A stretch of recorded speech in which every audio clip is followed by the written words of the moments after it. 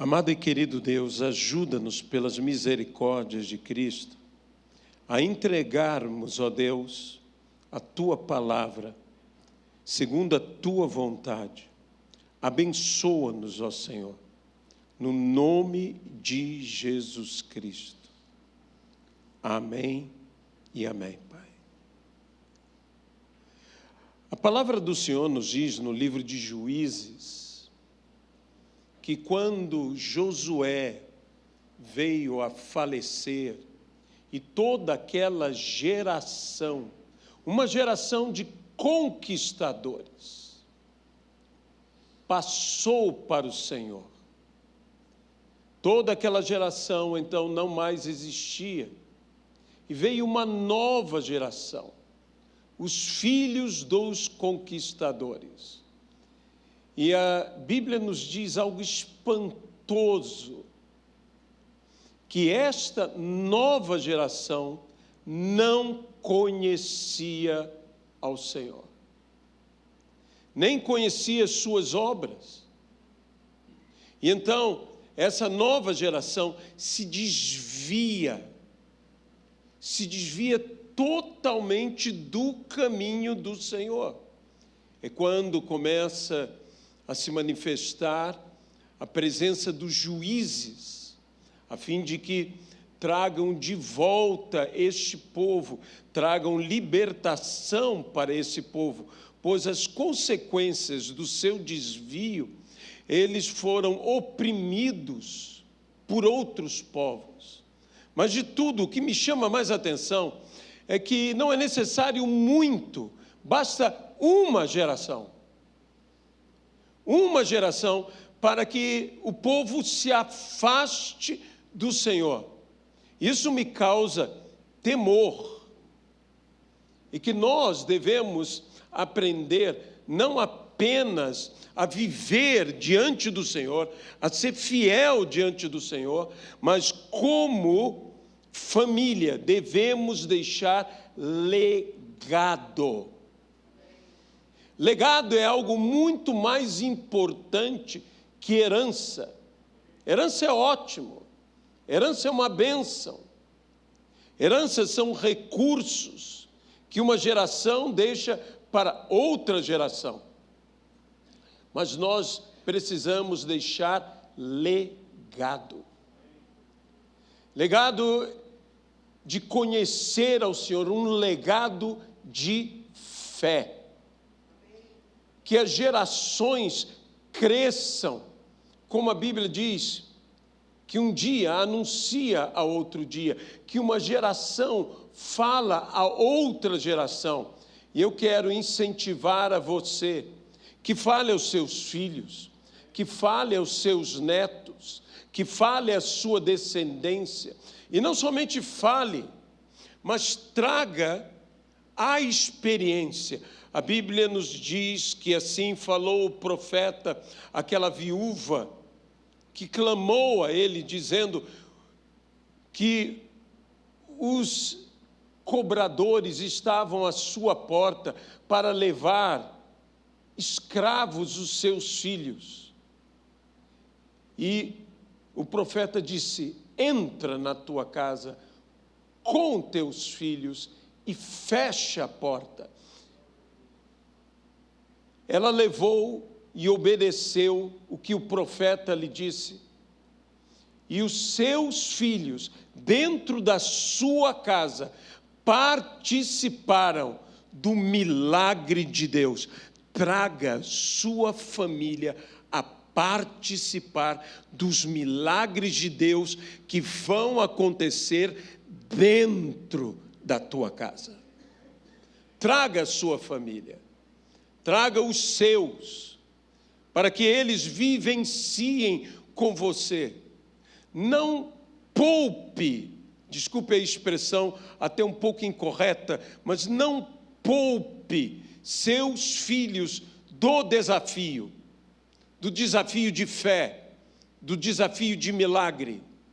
traga os seus filhos para junto de você. Obviamente, aquele povo, aquela geração, passou tantas privações, cresceram em 40 anos no deserto, foram e lutaram durante 5 anos para a conquista, conquistaram, estabeleceram, construíram. Eles, de certo, imagino eu, desejavam, não, meu filho não passará o que eu passei. Teu filho precisa ter o privilégio de passar por experiências semelhantes ao que você passou, por mais duras que elas sejam, porque essas experiências darão a mesma formação de eles conhecerem ao Senhor que você conhece. Não tire dos teus filhos o privilégio de serem provados na fé. Não tire dos teus filhos o privilégio de passarem pelos desafios juntamente com você e de assistirem a mão do Senhor te socorrendo.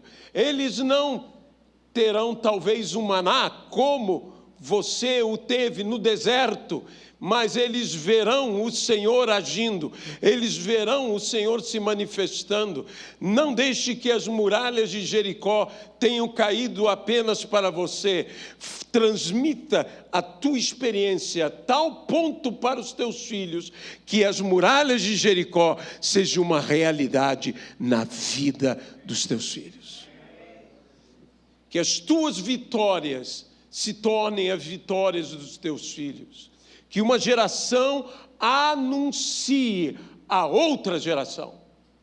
Pois se não anunciarmos, corremos o risco da próxima geração não conhecer ao Senhor. Quando alguém vai à Europa e visita aquelas catedrais extraordinárias, hoje monumentos, mas aquilo já esteve lotado de vidas, a escutar a palavra, a adorar ao Senhor, a servir ao Senhor. E hoje você entra, e aquilo é uma lembrança. Quando eu entro nesses lugares, por mais maravilhoso, há um testemunho em todas aquelas edificações, mas hoje vazias. Uma geração tem que anunciar a outra geração. Se existe um lugar onde a igreja deve se dedicar, por exemplo, as crianças na escola bíblica dominical. Nossas crianças têm que saber que nós servimos a um Deus que tem olhos e vê. Nós servimos a um Deus que tem ouvidos e ouve. Nós servimos a um Deus que tem boca e fala. Nós servimos a um Deus que tem mãos e toca. Que Deus nos toca. Que Deus nos forma.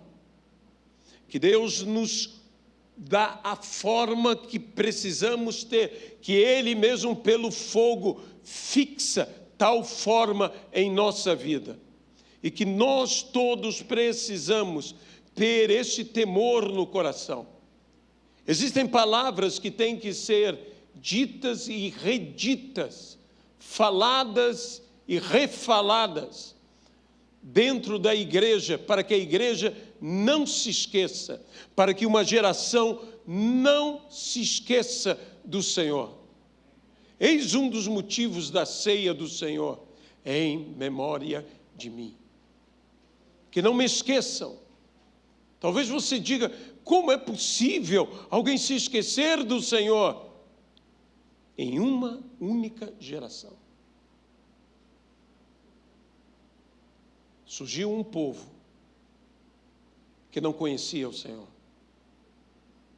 Um povo que se prostituiu atrás de outros deuses. Em uma única geração. Meus irmãos, nós temos que fazer isso. Eu quero dizer a você, você que é pai, você que é avô, avó, mãe, imponha as mãos sobre os seus filhos, abençoe, comece a dar palavras. você que é tio, você que é tia, abençoe a próxima geração, declare que os olhos deles serão abertos, declare que eles ouvirão a voz do Senhor, declare que é uma geração de profetas, que aqui está um Samuel, que aqui está um Moisés, que aqui está um Daniel, que aqui está um Neemias, que aqui está um João, que aqui está um Pedro, que aqui está um Paulo. Declare, profetize, use palavras de fé, traga à existência o que não existe. Eles serão maiores, eles serão melhores, eles serão mais de Deus do que eu sou. Nós precisamos abençoar as gerações futuras.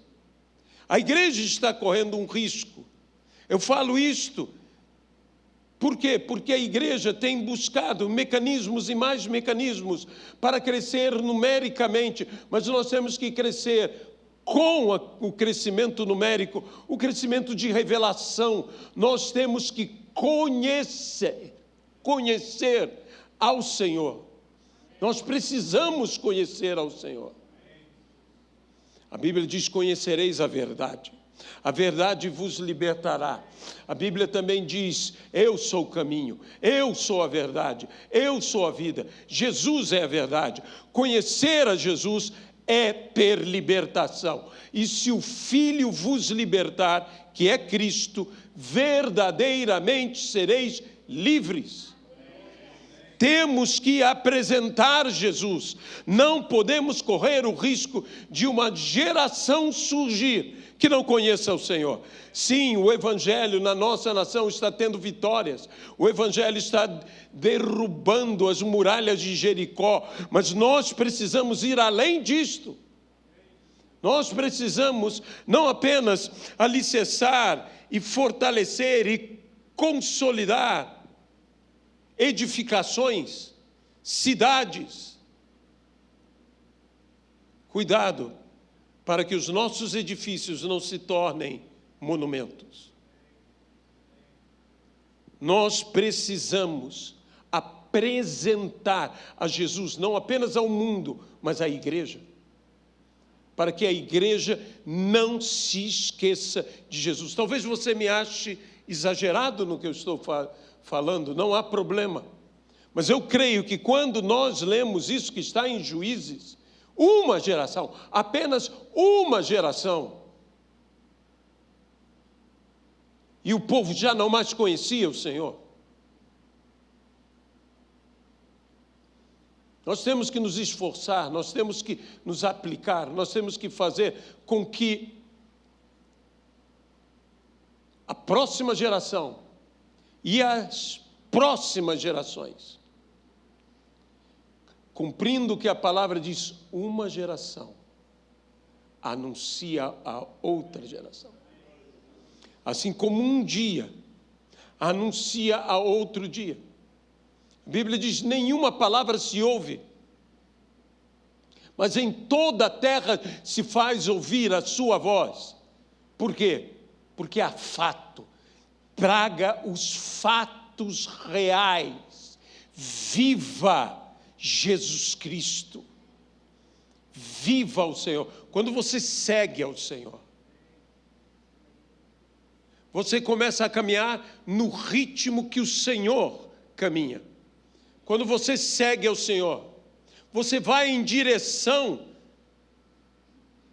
de onde o Senhor está indo. Como eu não me desviarei? Simples, siga ao Senhor. Vem e segue-me, é a palavra do Senhor. Vem e segue-me. Quando você está com o Senhor, você é influenciado pelo Senhor. Você aprende com Ele. Você começa a se comportar como Ele. Você começa a falar como Ele. Você começa a agir para com os outros como Ele. Você aprende com o Senhor. Mas esse aprendizado é por intimidade. Entra. Fecha a tua porta. Mas entra com os teus filhos. Entra com os teus filhos. Há um grau de intimidade com Deus. Ninguém poderá passar para você a experiência da intimidade. A experiência da intimidade, ela é única, ela é exclusiva, ela é tua. Ninguém, você não pode receber. Pode o homem mais consagrado a Deus orar por você. Isso não substitui a intimidade com Deus. Intimidade ou você tem ou você não tem. Então, não se prive de ter intimidade. Não se prive de estar junto com o Senhor. Quando a Bíblia nos fala de entrarmos no aposento e fecharmos a porta atrás de nós, diz: e o teu Deus que te escuta. Você entra não num lugar vazio, num lugar que já há alguém. Sempre que você vai orar, Deus já está te esperando. Nós às vezes temos uma ideia de oração que eu vou procurar a Deus. Não, meu irmão, na hora que você começa a orar, Deus já está te esperando. E o teu Deus que te ouve, Ele não é qualquer Deus, Ele é um Deus que nos ouve. E não só nos ouve, o mais maravilhoso, Ele nos atende. Ele nos atende. Ele nos atende como Pai. E disse: e o teu Pai te atenderá. A Bíblia também diz que Deus nos atende como amigo. Ele é um pai e Ele é um amigo. Diz: um amigo buscou a outro amigo. Quando você está indo orar, você está buscando não apenas um Senhor onipotente, você está buscando um amigo, você está se relacionando com um amigo. A amizade, Deus é teu amigo. E na hora da aflição, o amigo se faz irmão.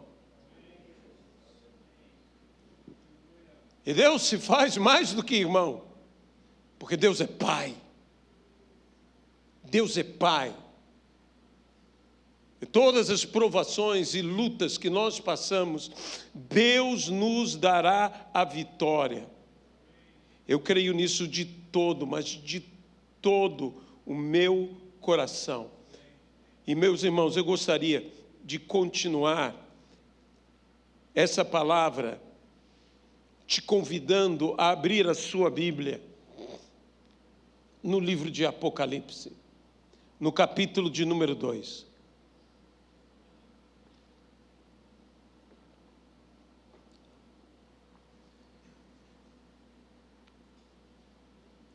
Versículo 18, a carta à igreja em Tiatira. Ao anjo da igreja em Tiatira escreve: essas coisas diz o Filho de Deus, que tem os olhos como chamas de fogo e os pés semelhante ao bronze polido. Conheço as tuas obras, o teu amor, a tua fé, o teu serviço, a tua perseverança e as tuas obras mais numerosas, as tuas últimas obras mais numerosas do que as primeiras.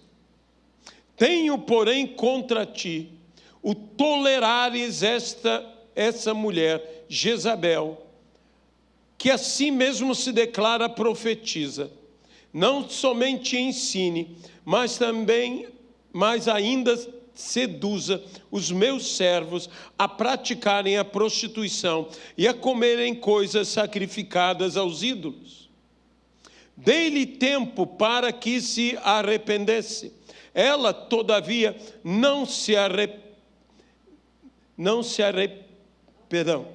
ela, todavia, não quer se arrepender de sua prostituição. Eis que prostro de cama, bem como em grande tribulação, os que com ela adulteraram, caso não se arrependam das obras que ela incita. Matarei os seus filhos e toda a igreja, e todas as igrejas conhecerão que eu sou aquele que sonda mentes e corações, e vos darei a cada um segundo as vossas obras. Digo, todavia, a vós outros, os demais de Tiatira, a tantos quanto não têm essa doutrina e que não conheceram, como eles mesmos dizem, as coisas profundas de Satanás.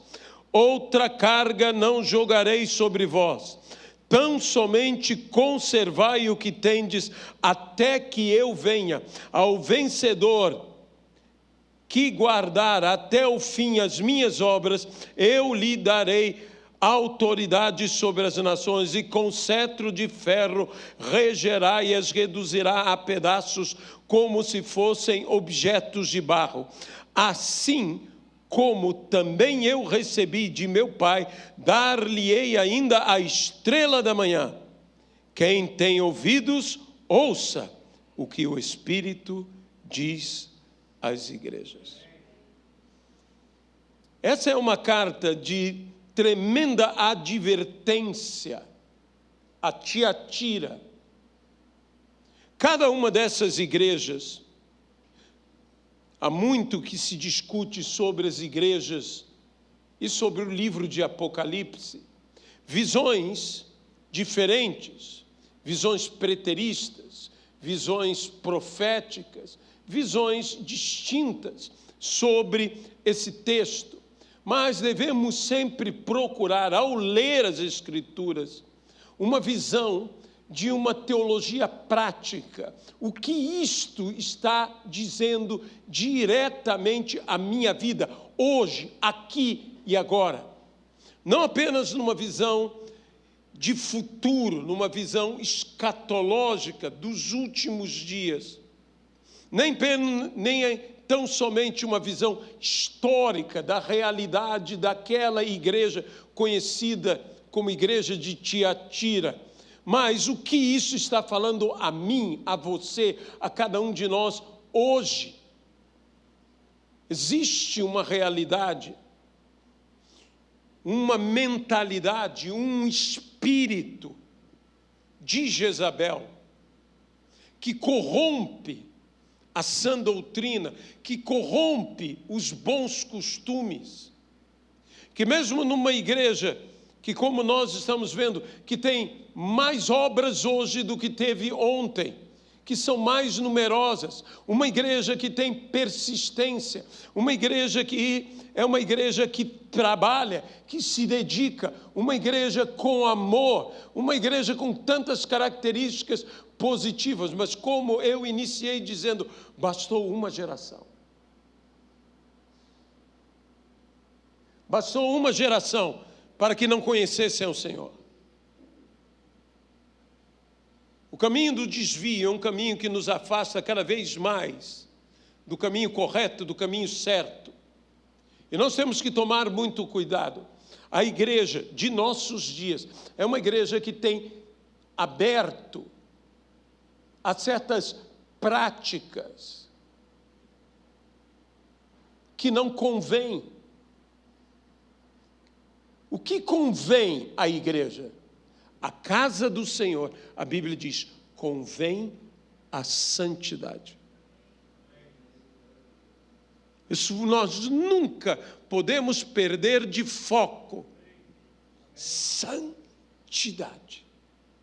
E não existe santidade sem intimidade, sem proximidade. A santidade implica num afastamento do que é mundano, num afastamento do mundo, num afastamento da carnalidade e numa intimidade com o que é santo, numa intimidade, numa proximidade crescente com o Senhor. E isso nós só podemos ter, eu repito, através de experiências com Deus. Nós temos que buscar-me-eis e me achareis quando me buscardes. E me buscardes o quê? De todo o vosso coração. Nós temos que aplicar de todo o nosso coração, sim, de corpo e alma, sim, com paixão, eu tenho que buscar ao Senhor. Não apenas com responsabilidade. Eu não estou dizendo o que alguns dizem, se você não sentir, não faça. Meus irmãos, às vezes eu faço, não porque eu sinto, eu faço porque eu sei que tenho que fazer. E essa expressão, que eu compreendo até mesmo o motivo pelo qual falamos, que devemos ter, que devemos sentir, mas muitas vezes eu faço como disse Paulo, porque sobre mim cai esta responsabilidade. A Bíblia diz: de que vos adiantará levantar cedo, comer o pão que penosamente granjeaste? Isso se o Senhor não abençoar. Mas veja bem, você se levanta cedo. Você come o pão que penosamente você granjeia. Você se esforça.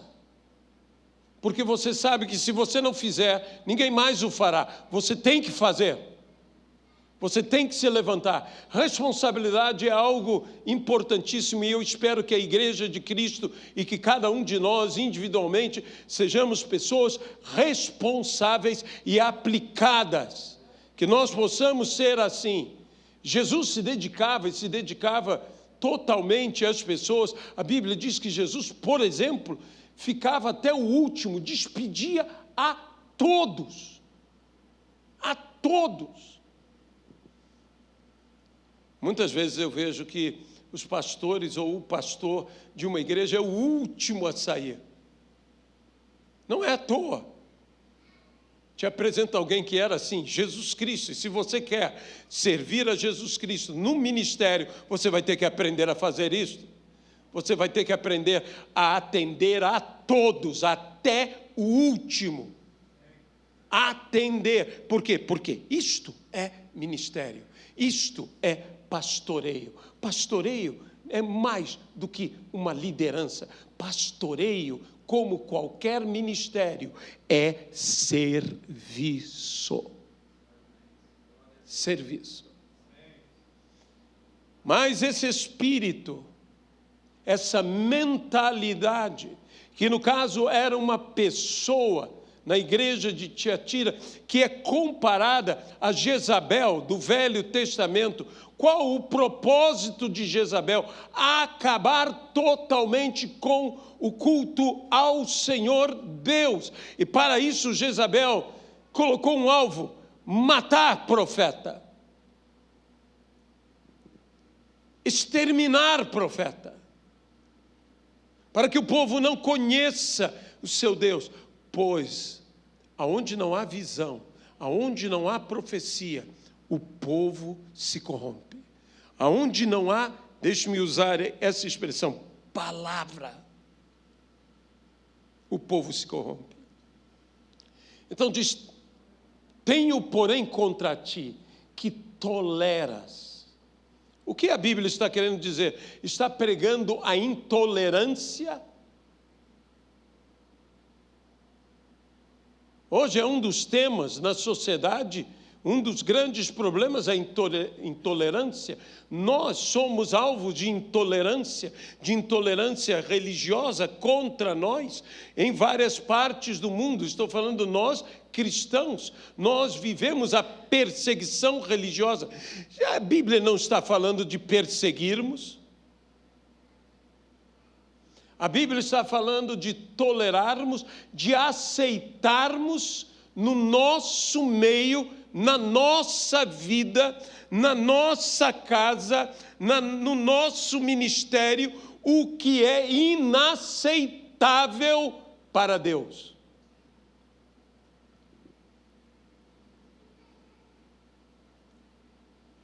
Nós temos que ter uma distinção com um mundo tão forte como luz tem em relação a trevas. Se nós não tivermos essa distinção, há algo de errado em nós. Tem muita gente que não é mais luz, que é mais sombra do que luz. que tem um certo grau de claridade, mas também tem um certo grau de escuridão. E nós precisamos ser luz. E a Bíblia diz: assim brilhe a vossa luz diante dos homens, para que, vendo as vossas boas obras, glorifiquem ao vosso Pai que está nos céus. Há uma obra que nós temos que fazer, mas existem outras obras que nós não podemos fazer. Há uma prática que nós devemos ter, mas existem outras práticas que nós não devemos ter. Há o que convém a nós, convém à santidade da casa de Deus, e há aquilo que não convém a nós, que é a prática mundana, perniciosa, pecadora. Nós não podemos andar por esse caminho. Olha, eu vou dizer uma coisa, por exemplo, a linguagem. Qual é a nossa linguagem? A boca fala do que está cheio o coração, é o que Jesus disse. Se você quer falar e falar corretamente e falar edificantemente, você tem que encher o seu coração com tudo o que é bom, tudo o que edifica, tudo o que tem honra. Por isso a Bíblia diz: ocupe isto o seu pensamento, com que temos nos ocupado, em que temos pensado. Eu não sou contra você ter imaginação, nem a Bíblia é. Não sou contra você ter sonhos. Sonhe à vontade, desde que sejam honrados. Nós precisamos, sabe, a igreja de nossos dias tem certas práticas. Eu, particularmente, eu sei que é uma coisa muito polêmica, mas até que ponto essa prática, nós estamos agora em julho, estivemos em junho, e virá agosto, esse período de festas que são chamadas juninas, julinas, agostinas, essas festas que acontecem, e a igreja então quer atrair as pessoas, e a igreja então o que faz? Faz uma festa caipira, uma festa country. Eu não sei se está certo, eu não sei se está errado, mas isso me dá um temor no coração. Eu digo: Senhor, essas são festas dedicadas a certos santos que nós, evangélicos, chamamos de ídolos. E que nós dizemos: não tenham ídolos, não celebrem a ídolos, não façam isso. Mas nós começamos a fazer as mesmas práticas. Será que nós não estamos nos abrindo? Eu questiono apenas. Mas há pessoas que se convertem, graças a Deus. Graças a Deus. Mas é um exemplo tão pequeno, de que jeitosamente nós vamos tornando a igreja cada vez mais palatável, aceitável ao mundo, só que não percebemos que nós também tornamos o mundo cada vez mais aceitável, palatável à igreja. Você está me entendendo? Eu não estou aqui para condenar a prática de igreja alguma. Eu posso ter a minha postura, o meu entendimento, e nisso eu não imponho a ninguém o que é minha postura, o que é meu entendimento. Não digo que eu estou certo e os outros estão errados, mas apenas eu advirto isso. Quando nós queremos, por vezes, tornar a igreja mais atraente ao mundo, nós, por vezes, o que conseguimos é tornar o mundo mais atraente à igreja. Esse era o problema da tolerância a Jezabel. Tolerância é um grau de aceitação. Quando eu tolero alguma coisa, eu aceito em algum nível o que eu tolero.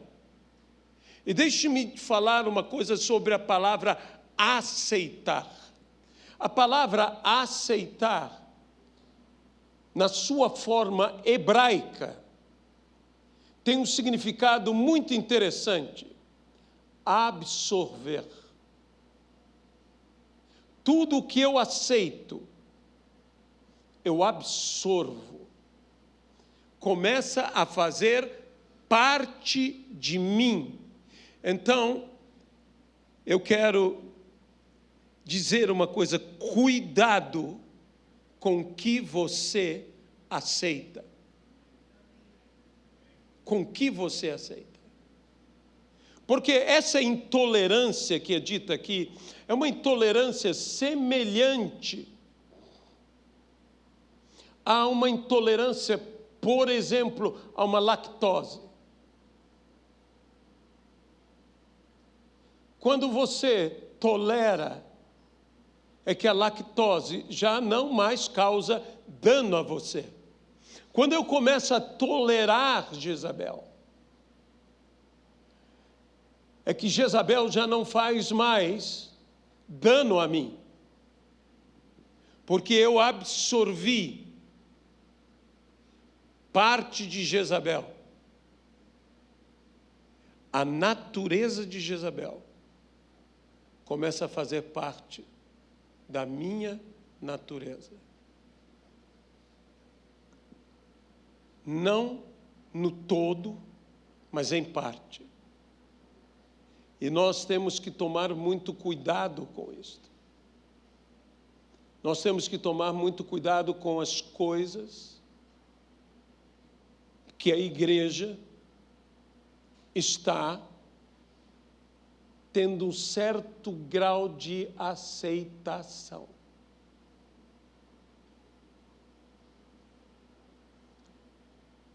Nós temos que entender que nem tudo convém.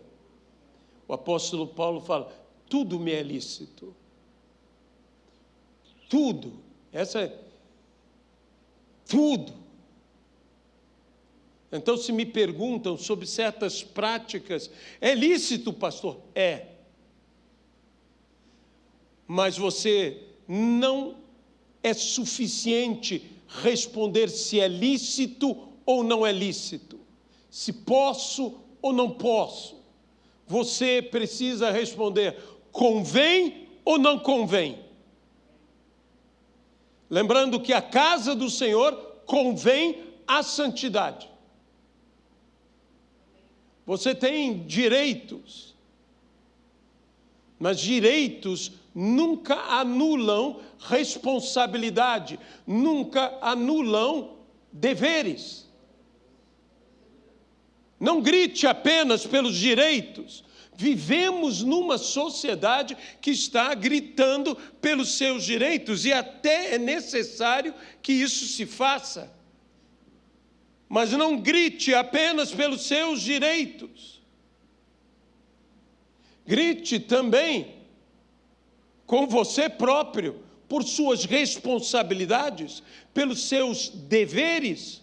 Não se pode ter direitos e se abster dos deveres. Nós precisamos ter responsabilidade. Essa é uma palavra que é uma palavra talvez mais local, talvez mais para nós. Hoje em dia, você sabe, nós temos esse fenômeno que são as redes sociais. Então, eu tenho dito, e aqui eu quero dizer a toda a nossa igreja: cuidado com o que você fala. Cuidado com o que você posta. Pense nas consequências da sua palavra. Hoje, para falar de alguns temas, a igreja tem que aprender que nem tudo pode ser dito. E nem tudo pode ser dito de qualquer forma. A Bíblia diz, por exemplo, para com os que são fora da igreja, os que estão fora, Como eu devo agir? A Bíblia diz: portai-vos com sabedoria para os que estão fora. E para os que estão dentro? A Bíblia diz: com prudência. Se eu tenho que ter prudência dentro, para com os que estão dentro, e eu tenho que ter sabedoria para os que estão fora. Você não pode dizer qualquer coisa para a gente que está fora. Se você não pode dizer qualquer coisa para a gente que está dentro, que fala a tua mesma linguagem, imagine falar para os que são de fora. Você concorda comigo? A igreja hoje em dia não pode sair falando, como antes, que falávamos e ficava perdido no tempo o que nós tínhamos falado, até no esquecimento. Mas hoje, nas redes sociais, tudo está guardado e tudo pode ser cobrado. E não apenas por uma instituição, uma igreja, um ministério, mas por um indivíduo, uma pessoa. Cuidado com o que você fala. Cuidado, porque nós temos uma linguagem, quase que diria uma linguagem técnica, nossa, até mesmo que a gente canta, que o mundo não entende. Nós falamos de 24 anciãos, o mundo olha e fala: mas que 24 velhinhos são esses? Porque o mundo não sabe, não entende o que significa dizer 24 anciãos. Nós temos um linguajar que, se nós quiséssemos falar um com o outro de uma maneira que só nós nos entendêssemos, nós falaríamos de uma maneira e dizer: que língua é que eles estão falando? Chama-se crentez. Nós falamos um crentez fluente, ainda por cima. Nós temos que entender, se nós temos que falar com o mundo, temos que falar com uma linguagem que o mundo entenda, mas não dando permissão a nos mundanizarmos. Paulo diz: eu me fiz tudo para com todos, a fim de ganhar alguns. Você ganha alguns, mas o teu objetivo sempre deve ser ganhar todos. Amém?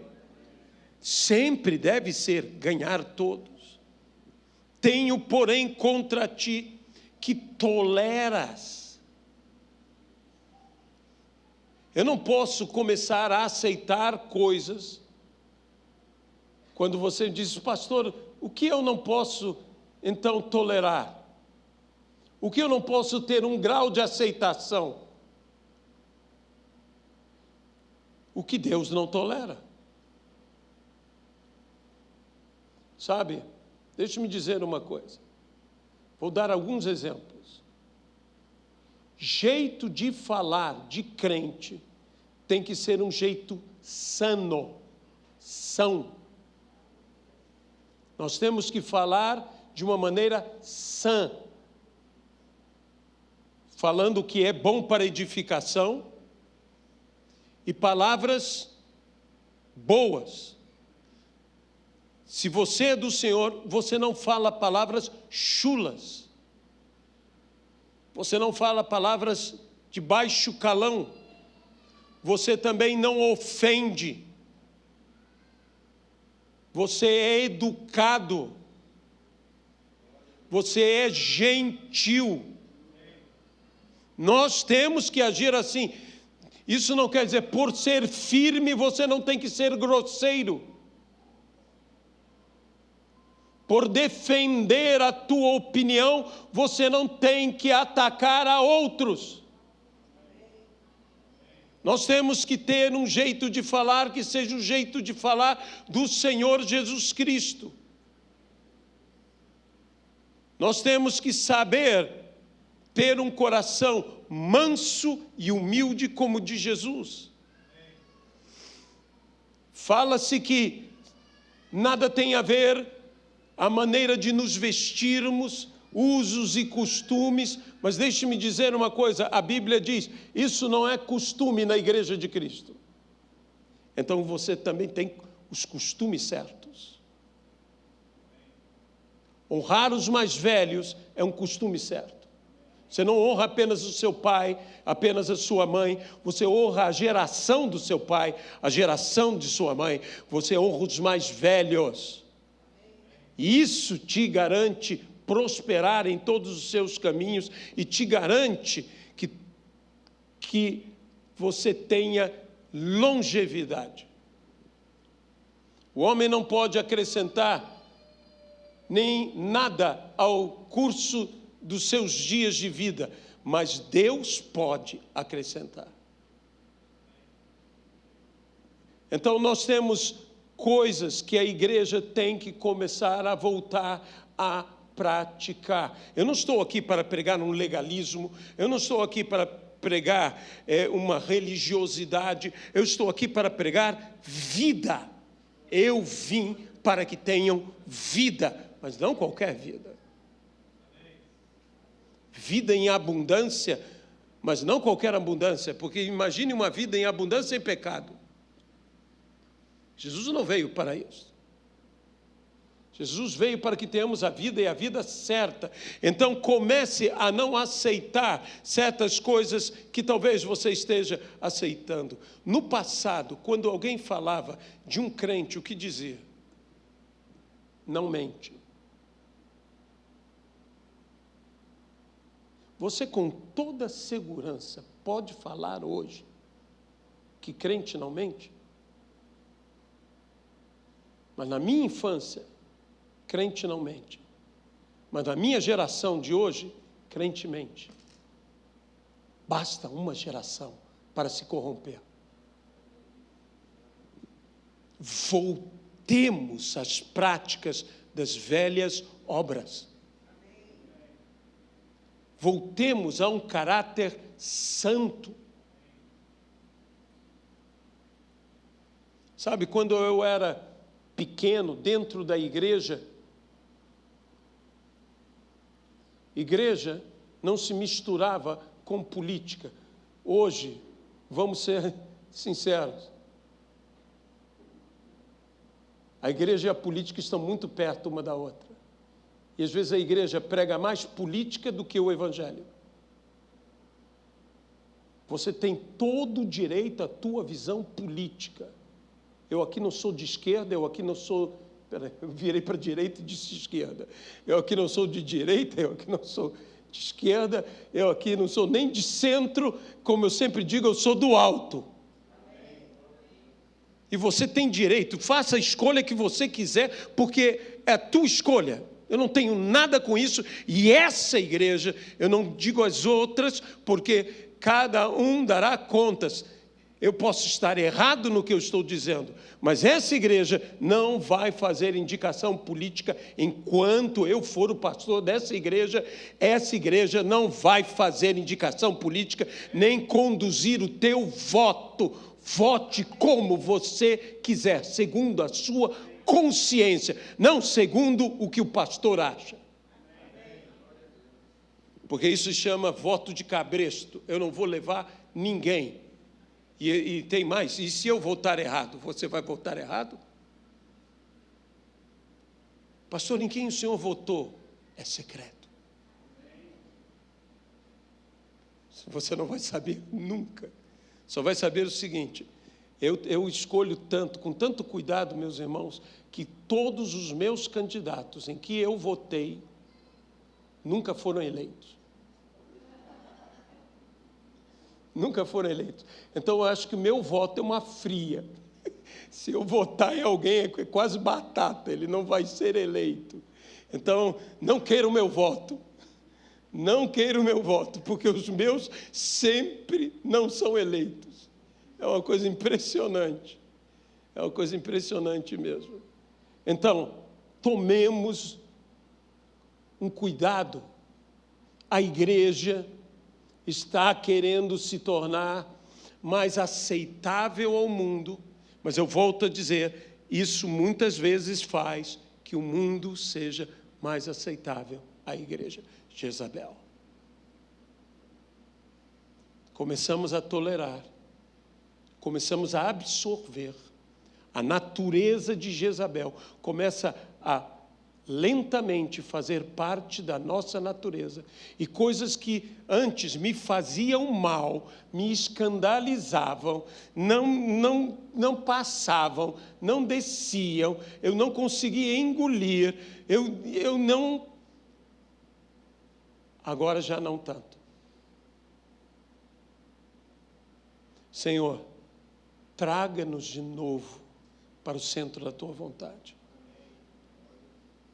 Que nos arrependamos, que voltemos à prática das primeiras obras. Cuidado com o espírito. Sabe que as pessoas pegam o espírito de Jezabel e falam algo verdadeiro. É o que se opõe aos verdadeiros profetas, se opõe a Elias, que persegue isso e aquilo. É a falsa profecia. Tudo isso está certo. Mas é a mundanização da igreja, em primeiro lugar. Se prostitui. Se prostitui. Nós temos que vencer esta etapa dentro da igreja. E toda a igreja vencerá, mas tem que começar por nós. Volte, busque ao Senhor, entregue-se ao Senhor, examine-se. E diga, Senhor, aonde eu estou absorvendo, o que eu estou aceitando que eu não deveria aceitar. Isso não é ser intolerante às demais religiões. Não persiga as demais religiões, não persiga os espíritas, não persiga os macumbeiros, não persiga os muçulmanos, não persiga católicos, não persiga ninguém. Entregue a Cristo, pregue unicamente a Jesus e este crucificado. É isso que nós temos que fazer. Não nos tornemos perseguidores. Isso não é uma pregação à intolerância contra homens, contra religiões. Isso é a intolerância contra aquilo que não deveria ser aceitável na nossa vida. Amém. Ou na nossa igreja. Não permitamos que o pecado conviva com a santidade. É impossível. Ou somos santos, ou não somos nada. A casa do Senhor convém a santidade. Então, cuidado. Cuidado com o que você fala, cuidado com o que você vê, cuidado com o que você faz. Às vezes nós precisávamos voltar à escola dominical como as crianças. Cuidado, boquinha, com o que fala. Cuidado, olhinho, com o que vê. Cuidado, mãozinha no que toca. Não é isso que nós cantamos na escola dominical quando somos criancinhas? O Salvador do céu está olhando para você. Mas nós deveríamos aprender com as crianças e cantar essa música e viver essa música e dizer, Senhor, torna-me um verdadeiro filho de Deus. Um verdadeiro filho de Deus. Não um religioso, mas uma pessoa de fé, uma pessoa que vive a fé, que toma todos os cuidados. Eu falo isso para você, porque nós, como igreja, estamos num caminho hoje, e não pense, isso é daquela igreja. Não, nós somos uma igreja, a igreja de Cristo. E o problema do meu irmão e da minha irmã, da igreja irmã, é problema dessa igreja também, de modo que nós deveríamos interceder e devemos interceder por todas as igrejas. Em vez de abrir a boca para falar mal de igreja A, B ou C, dobre os joelhos e ore pela igreja A, B ou C. Se você acha que tem algo errado, então clame a Deus por ela e não fale mal dela. Siga o que Billy Graham aconselha, fale muito de Deus pouco de si e nada dos outros. Eu gosto dessa frase. Fale muito de Deus, pouco de si e nada dos outros. Siga o conselho do grande evangelista Billy Graham, e eu tenho certeza que nós andaremos num caminho muito melhor. Amém? Deus Todo-Poderoso, eu entrego essa palavra difícil de se falar. Eu te peço, Senhor, que nós não venhamos a estar absorvendo na nossa vida coisas que não deveriam estar na nossa vida. Que o Senhor nos ajude, que o Senhor nos perdoe, que o Senhor nos conduza. E bendito seja Deus que sempre nos conduz em triunfo em Cristo Jesus. Senhor, às vezes nós como igreja queremos tornar a igreja mais aceitável ao mundo. E por vezes nessas práticas, tornamos um mundo mais aceitável à igreja. Nós não queremos ver o que aconteceu nos dias dos juízes. Em uma única geração, o povo já não conhecia o Senhor. Dá-nos, Senhor, termos sempre o legado da fé para gerações futuras. É o que nós te pedimos e desde já te agradecemos.